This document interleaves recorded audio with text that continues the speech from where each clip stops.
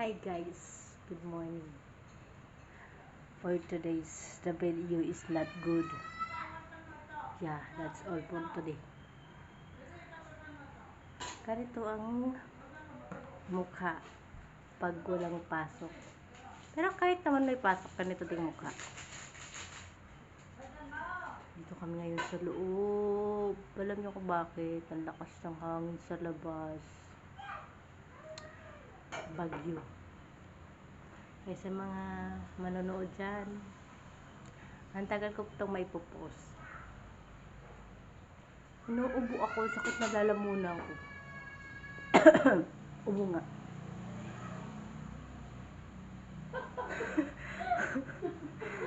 Tinatawanan ako ni Flor.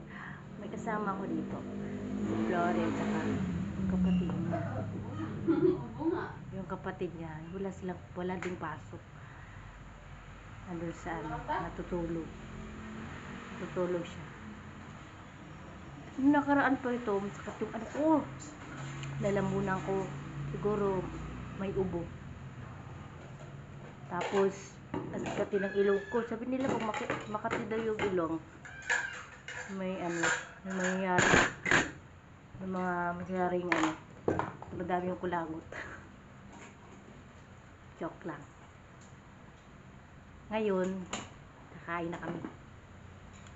Wala namang kami pasok, wala namang kita. Kaya guys, manood kayo sa aking video.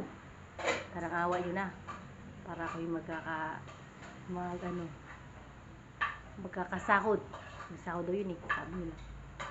Alam yung kilay ko, sino bang marunong umayos dyan?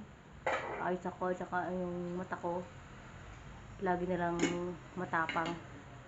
Para laging naghahamon ng away. Pangit ko eh. Yun. May bunga ako. Sakit na lalamunan ko talaga. Kasi hindi ko pa ito hindi ko ginamot. Wala akong ininom. Baka palabasin ko muna. Pag nakalabas na, nakalabas na. Ano yun? Wala akong filter. Ito yung talaga yung mukha ko. Pumasok man o hindi pumasok. Ganito talaga. Ano kayo ha? Subscribe. Amen.